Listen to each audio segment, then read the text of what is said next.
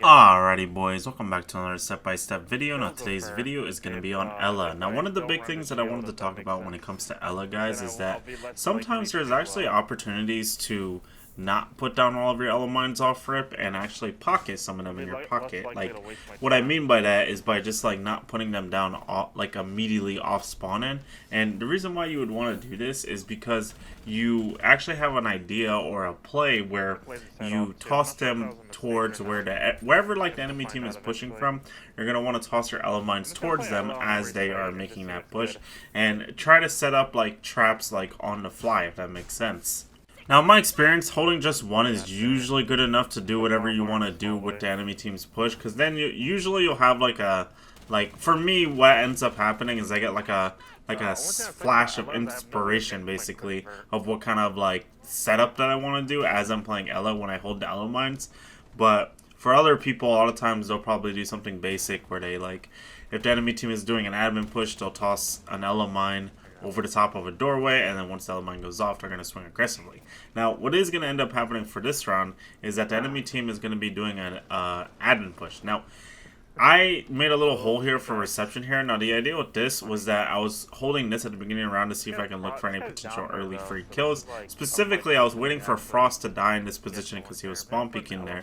A lot of people tend to walk in after getting a spawn kill from the spawn peeker's like location if it's on the first floor usually. So that's why I decided that it would be my best interest to actually wait for the Frost to either die or get a pick and then rotate away. Now right here, they're going to actually shoot me from admin. One guy's going to repel in. I'm going to toss one of my Ella mines at him. This is going to concuss him. It's going to get rid of his audio, and I'm able to swing him to get myself a very easy kill. Even through the line scan, he has zero idea, so I get myself a very easy kill. And then as I run back, I get shot by a different guy that's also on the window in this position for admin, and all I have to do is just make sure I don't die to him. All I gotta do is maintain my position in this general location. There's not really much this guy can do over by admin, so he's gonna have to rotate away at this point.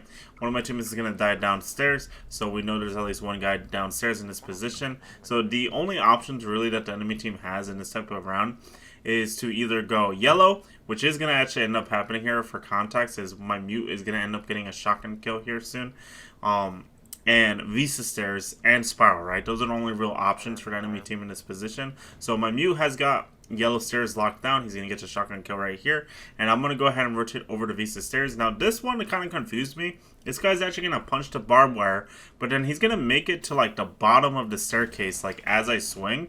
I still end up killing him, but I don't know how he managed to do that, because he punched the barbed wire at the top of the staircase and then was somehow at the bottom of the staircase when I went to swing, which kind of was confusing, but we still got the kill to secure the round. But I would highly recommend to pocket one of your Ella mines whenever you guys can. You don't have to put them all over like the bomb site or wherever you think are going to be like places where people can hit them. It's totally okay, in my eyes at least, to use them in a way where you put them down when you know for sure when the enemy team is pushing, because it's like one of those things where it's like a gadget that comes out very quickly, so it's not like you have to put them down like immediately, you know what I mean? Now next time, instead of defending the top floor, we're going to be defending the piano bomb site. And long story short, with this bomb site, typically the idea when it comes to this bomb site that I like to do is that I like to roam on the top floor. And the reason why I like roaming on the top floor is I can make that same reception angle into lobby to prevent the enemy team from pushing through lobby very easily. And the idea here, though, to understand is that most of the time when I roam up here, somebody's going to push through admin to try to like roam clear me.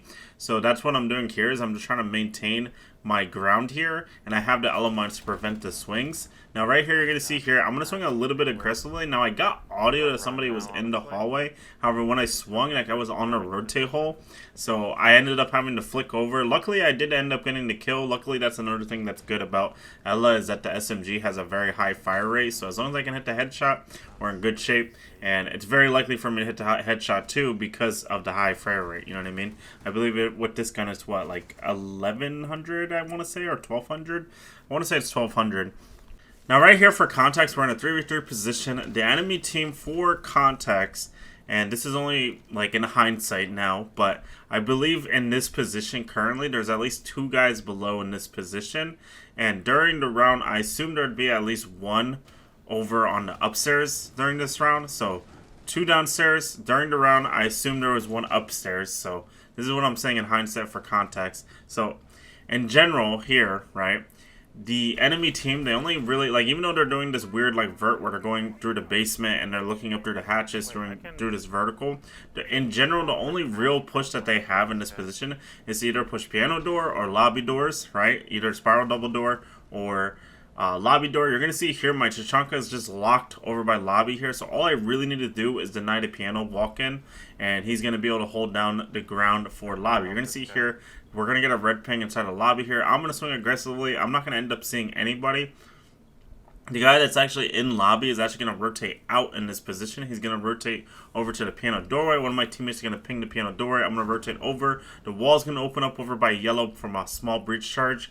So I'm going to go ahead and hold that. Give myself a very easy kill on somebody trying to peek that to walk in. And then we're going to go ahead and rotate back to our Tachanka, but I was like, you know what? It's going to be more likely to be piano in this position. So I'm going to rotate back over towards the piano door, look towards the yellow piano doorway, and get myself another free kill. I'm probably butchering those callouts, by the way. But the point is that Dokubi is more likely to be over by that piano door than she is to be pushing into Tachanka and me for bottom spiral is the idea. So that's why we look over towards bottom piano doorway, bottom yellow door, that side. And the reason why we do that is because it's very likely that she's going to try to look for the gap onto me because it's a 1v1. But if she goes bottom spiral double door, it's a 2v1. Does that make sense? The reason why it would be a 2v1 going over to Tachanka's side is because I'm playing inside of Exhibition, I believe is what it's called. And so I'm able to look for a cross with my Tachanka. So if she walks in through bottom spiral double door, it's a 2v1 position. If she walks in for piano, technically it's still kind of a cross position.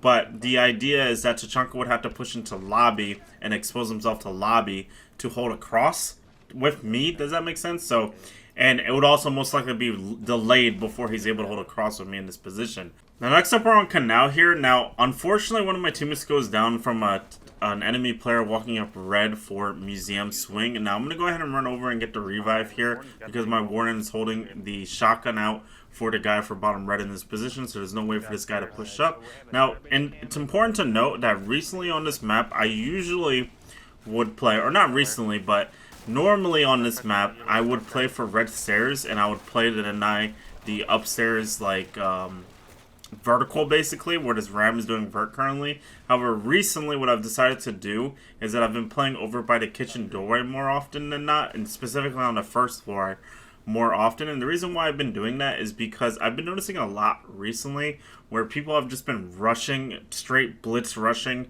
through kitchen early on in the round. So I've been playing over by kitchen door very early on in the round during my Kanal games recently. And I don't know if it's the right play to make, but I do think it's a good way of shutting down the rush. If you're playing like an operator like Ella, you can put a lot of Ella mines over on that side of the map. You can set up traps to basically guarantee yourself free kills. If they have a shield operator, use one of your Ella mines to blow back the shield and get yourself an easy kill. You know what I mean?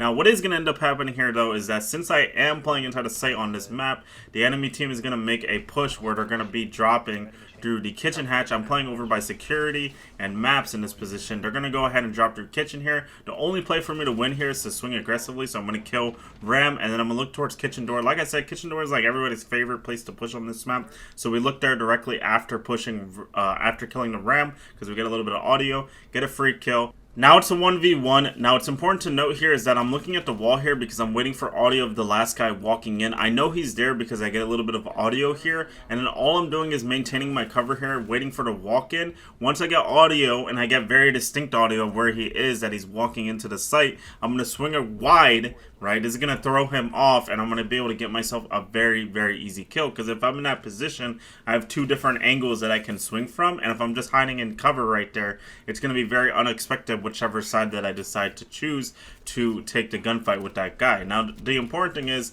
to understand with that last guy in that position right there is that if there is a world where he kills me, but he has to commit to one side of that like little pillar that I was hiding behind right there for the doorway.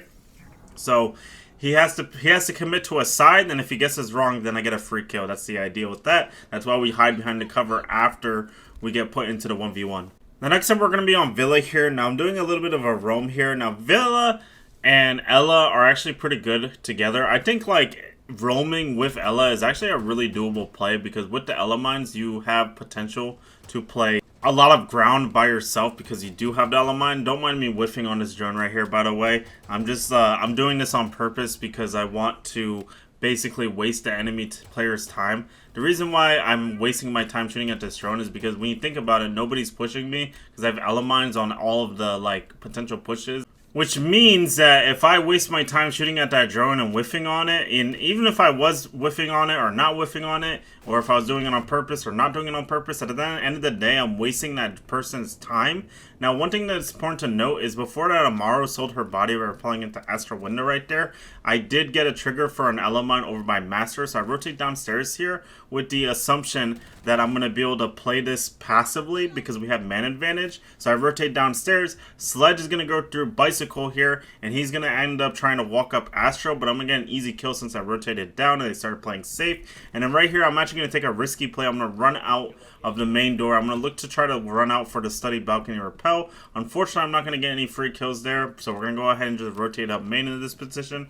Now, it is really important to note that in this position, we know for sure that there's at least one guy over by Master side, right? He's actually going to get my teammate over by 90 in this position. So what we're going to do now is we're going to pull out our Ela one-tap pistol here, and we're going to go try and do some quick peeking, some hard peeking. We're going to try to one-tap him. Unfortunately, I'm not going to be able to get the kill, but luckily I do have Rook armor. Now, this is honestly just me just selling at this point, honestly, but I'm going to go ahead and get myself a Doc Sim, and then I'm going to go ahead once again. I'm going to do some 360s. I'm going to go ahead and try to one-tap this guy on the 90 here. I'm going to end up actually walking up, and then I am actually going to successfully kill him, which is fantastic, and secure the round.